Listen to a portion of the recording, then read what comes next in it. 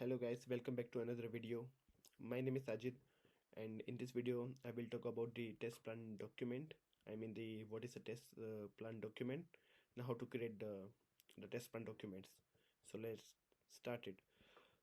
So basically, test plan document is strategy that will be used to verify and ensure the product or any system it meets its design specification and the requirements. So in simple terms, I would say it's a blueprint. I mean how the test activity is going to take the place in entire testing. So in simple language में कहूँ तो test plan एक document है जो describe करता है कि entire the project में अपने कौन कौन सी टेस्ट एक्टिविटी परफॉर्म करने वाले हैं. सो टेस्ट प्लान में काफ़ी सारी एक्टिविटीज़ इंक्लूड्स होती हैं.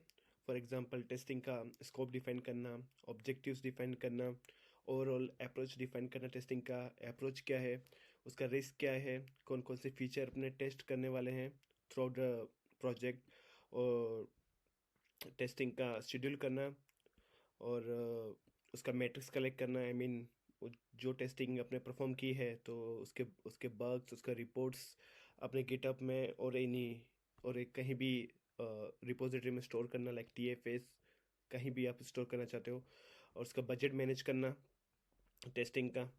सो ये काफ़ी सारी चीज़ें इंक्लूड होती है टेस्टिंग की एक्टिविटीज़ में. सो ये सारी टेस्ट एक्टिविटीज मैं आपको एग्जांपल के साथ शो करूँगा नेक्स्ट. पर उससे पहले हम जाते हैं types of test plan. So test plan के टाइप्स है मास्टर, सब और द स्पेसिफिक. सो इसमें मुझे डिटेल में जाने की कोई नीड्स नहीं है. हम नेक्स्ट जंप करते हैं टेस्ट प्लान पर, जो हमारा आज का टॉपिक है. So basically test plan document कैसे क्रिएट किया जाता है और उसमें कौन कौन सी चीज़ें इंक्लूड्स होती है. तो फर्स्ट जो आता है वो आता है टेस्ट प्लान आइडेंटिफायर. तो इसका मतलब है कि कोई भी टेस्ट प्लान का आपका नाम, सो ये नाम बेसिकली यूनिक होना चाहिए. आई मीन कोई रैंडम नेम पुट नहीं करना चाहिए, बिकॉज आपके पास प्रॉपर प्रूफ होना चाहिए. कोई भी आप टेस्ट कर रहे हो तो आपके पास प्रॉपर नेम और यूनिक नेम होना चाहिए. फॉर एग्जांपल लाइक मैं देता हूँ यहाँ पर कि verifying the Amazon Amazon search bar 1.0. So you can see here मैंने एक नाम दिया है. सो नेम प्रॉपर होना चाहिए और यूनिक होना चाहिए, तो एटलीस्ट अपने पास एक प्रूफ रहे. नेक्स्ट पर है रेफरेंसेस. आई मीन इस डॉक्यूमेंट्स को जो भी रेफरेंसेस सपोर्ट करते हैं वो अपने को इंक्लूड करना चाहिए मस्ट. फॉर एग्जांपल लाइक इस टेस्ट प्लान पर लाइक कोई भी बिजनेस रिक्वायरमेंट्स और दी कोई भी सॉफ्टवेयर रिक्वायरमेंट स्पेसिफिकेशन जो इससे रिलेटेड है वो अपने को रेफरेंस करना चाहिए. फॉर एग्जांपल लाइक मैं कहता हूँ बिजनेस रिक्वायरमेंट 1. सो अपने पास फ्यूचर में एक रेफरेंस और एक प्रूफ रहे कि इस टेस्ट प्लान पे ये रेफरेंसेस डॉक्यूमेंट सपोर्ट कर रहा था. नेक्स्ट पर है हमारा इंट्रोडक्शन, और इस सेक्शन में हम मेंशन करेंगे टेस्ट प्लान का introduction. For example this is my master test plan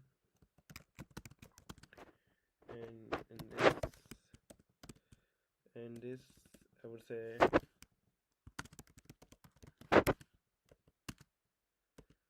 will verify Amazon search bar, and this document is related to only Amazon search bar.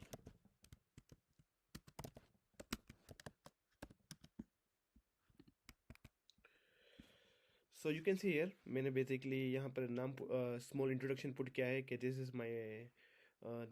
Master test plan, and in this document I will verify the Amazon search bar, and this document is related to only the Amazon search bar. So आप यहाँ पे कुछ भी small introduction put कर सकते हैं. और next पर जाते हैं. सो नेक्स्ट पर है टेस्ट आइटम्स. सो टेस्ट आइटम्स में आपको मेंशन करना है कि जो फीचर आप टेस्ट करने वाले हैं और कौन से फीचर जो आप टेस्ट नहीं करने वाले हैं. So the feature is up to you. जो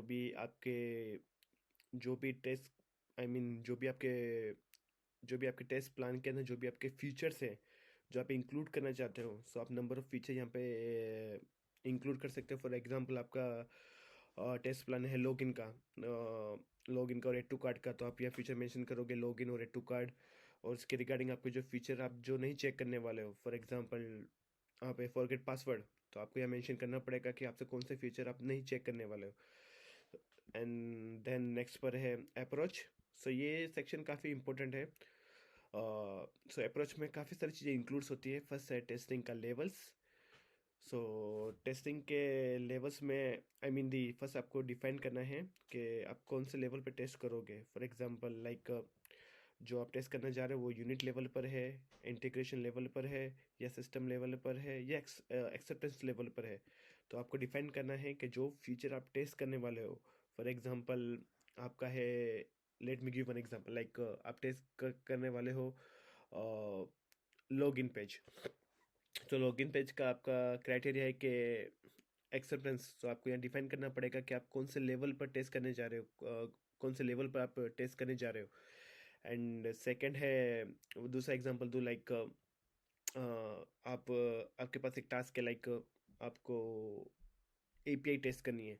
तो उस सिनारियो में आप चेक करोगे कि लाइक आपका यूनिट टेस्ट क्या है और इंटीग्रेशन टेस्ट क्या है। सो डिपेंड करता है कि आप कौन सा फीचर टेस्ट करने वाले हो और किस लेवल पर करने वाले हो। आई होप ये आपको समझ में आ गया हो। टेस्टिंग का लेवल डिफाइन करने के बाद हम नेक्स्ट चेक करेंगे टेस्टिंग का टाइप्स। सो हम टेस्टिंग के टाइप्स लाइक हम चेक करेंगे कि कौन कौन से टाइप्स ऑफ टेस्टिंग परफॉर्म करेंगे। सो बेसिकली मैं कहता हूँ कि आप फंक्शनल, सो फंक्शनल में बेसिकली आप डिफाइन करोगे कि कोई भी कोई भी बेसिक फंक्शनल आप चेक करोगे। फॉर एग्जांपल लॉगिन है तो लॉगिन में आप चेक करोगे कि डिफरेंट यूजर नेम पासवर्ड आप डाल के चेक करोगे with different set of data, incorrect incorrect से चेक करोगे। सो आप बेसिक जो भी है आप फंक्शनलिटी चेक करोगे, जो भी रिक्वायर्ड है उस फीचर के रिगार्डिंग। एंड देन आप चेक करोगे non functional. So non functional में काफ़ी सारी चीज़ें हैं, like usability, accessibility, performance, security, disaster, backup, compatibility, network, multi threading. ये तो आपको सब मैंने इन्फॉर्मेशन देने के लिए मेंशन की है, बट इट टोटली डिपेंड्स करता है जो फीचर आप जो चेक करने वाले हो। सो फॉर एग्जांपल लाइक जैसे जो अमेजोन का सर्च बार का जो मैंने आपको एग्जांपल दिया था, तो उसमें आप ले सकते हो कि उसमें यूजेबिलिटी आ सकता है, एक्सेसिबिलिटी आ सकता है, परफॉर्मेंस भी आ सकता है, और सिक्योरिटी भी आ सकता है, और डिजास्टर भी आ सकता है, बैकअप भी आ सकता है, कंपेबिलिटी भी आ सकता है, नेटवर्क भी आ सकता है।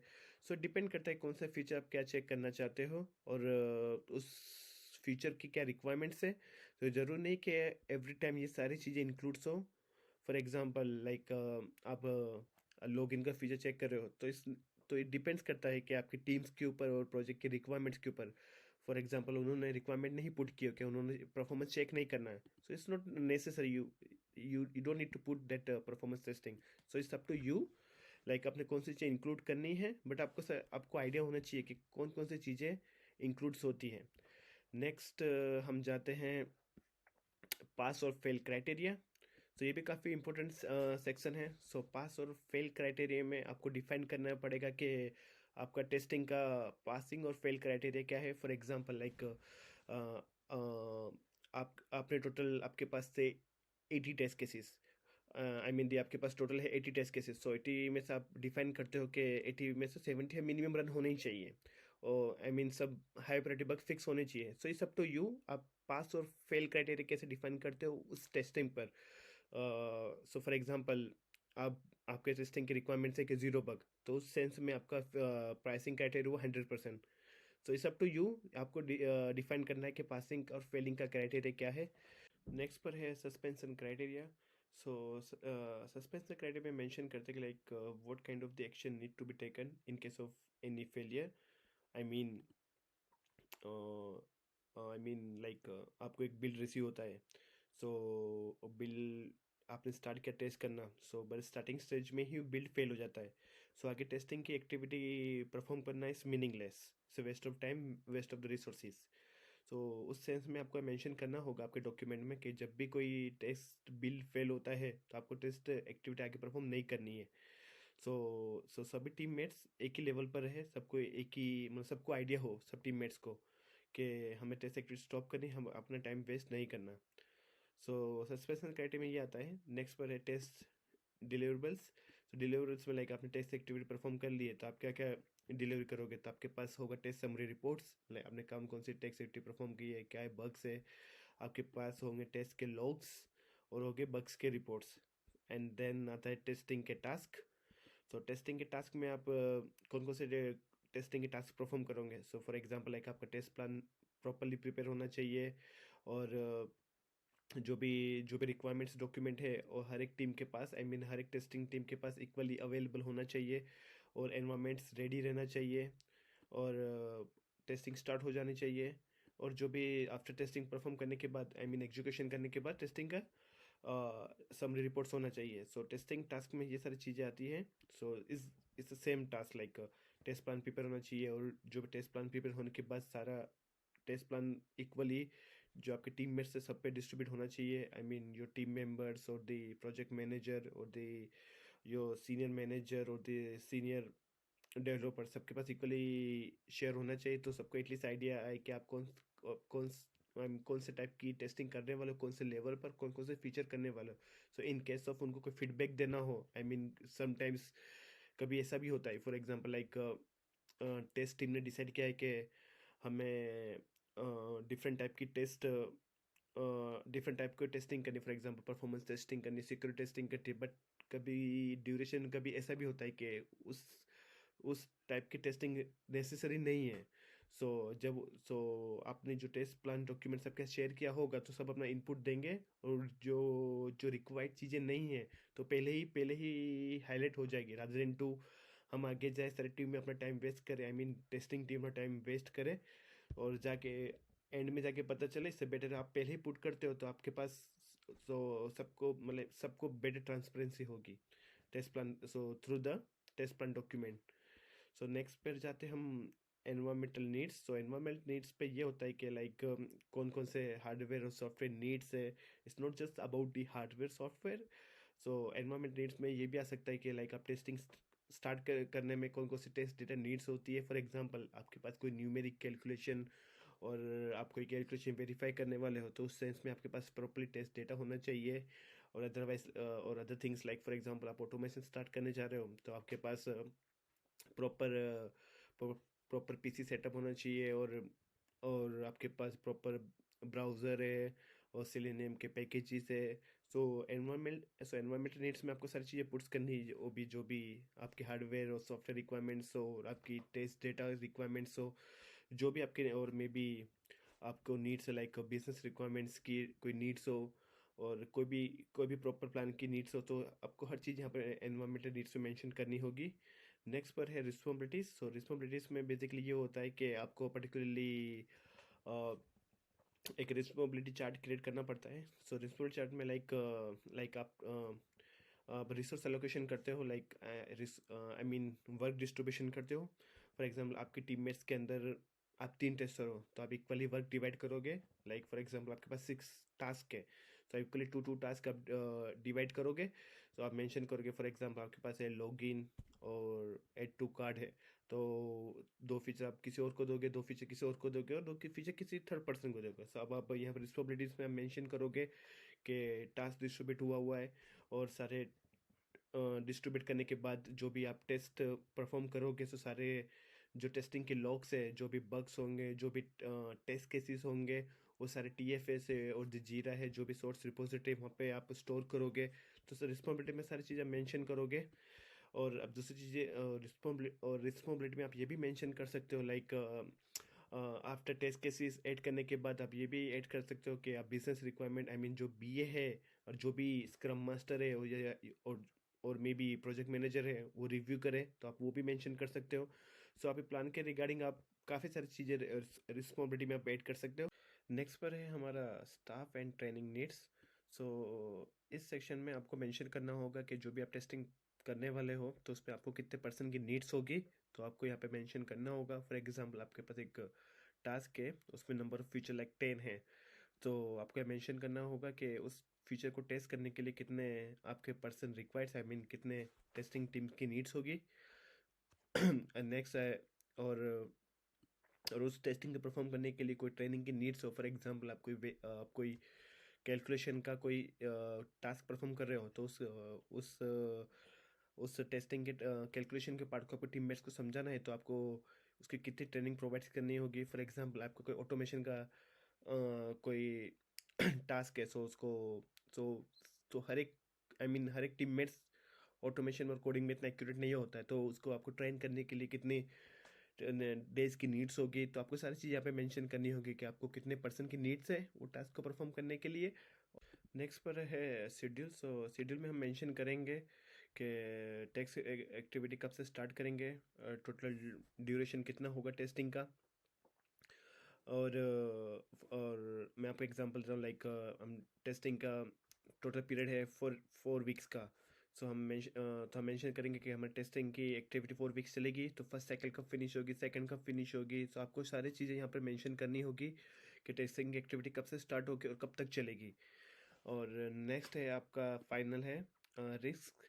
सो रिस्क में आप बेसिकली मेंशन करोगे कि सारे रिस्क, आपको रिस्क फैक्टर आइडेंटिफाई करने पड़ेंगे। फॉर एग्जांपल कि इन केस ऑफ आपके पास अवेलेबल रिसोर्सेज नहीं है। फॉर एग्जांपल आपको 5 रिसोर्सेज अलोकेट हुए थे, 5 पर्सन अलोकेट हुए थे, तो उसमें से 4 ही अवेलेबल है, तो इन केस ऑफ तो उसमें टेस्टिंग डिले हो सकती है, तो आपको ये रिस्क मेंशन करना पड़ेगा।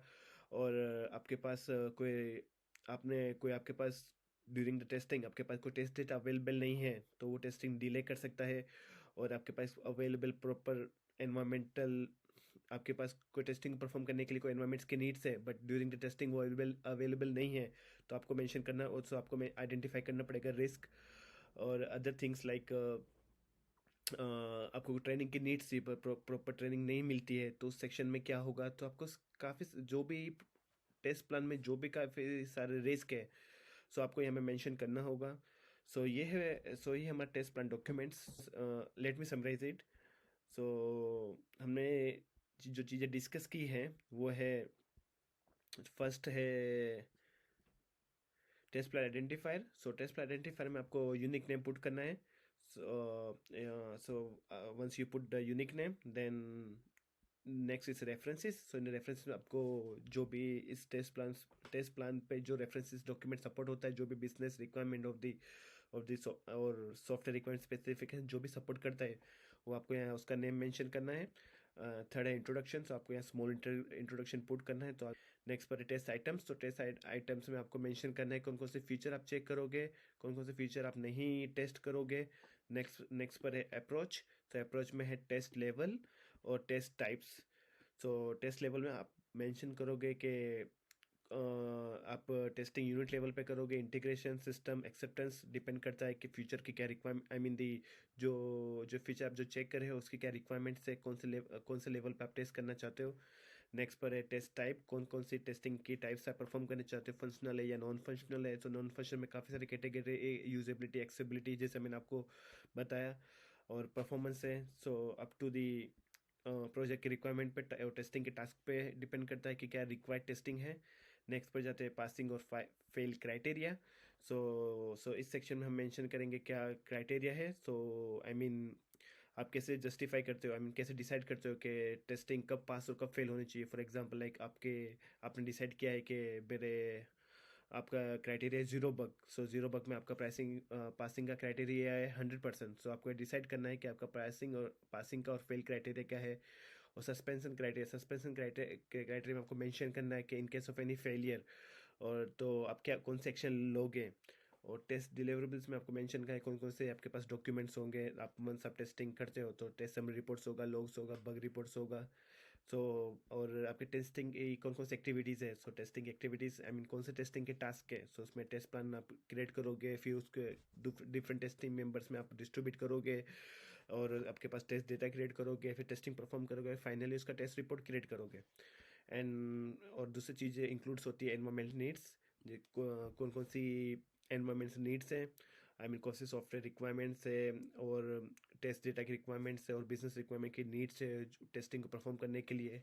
और responsibilities, different different team members की रिस्पॉन्सिबिलिटीज, लाइक आप यहाँ पे आपका वर्क डिस्ट्रीब्यूट करोगे, और स्टाफ ट्रेनिंग की नीड्स, और कोई टेस्टिंग परफॉर्म करने के लिए आपको कितने पर्सन की नीड्स है, और क्या और और उस टेस्ट को परफॉर्म करने के लिए कोई ट्रेनिंग की नीड्स है कि नहीं।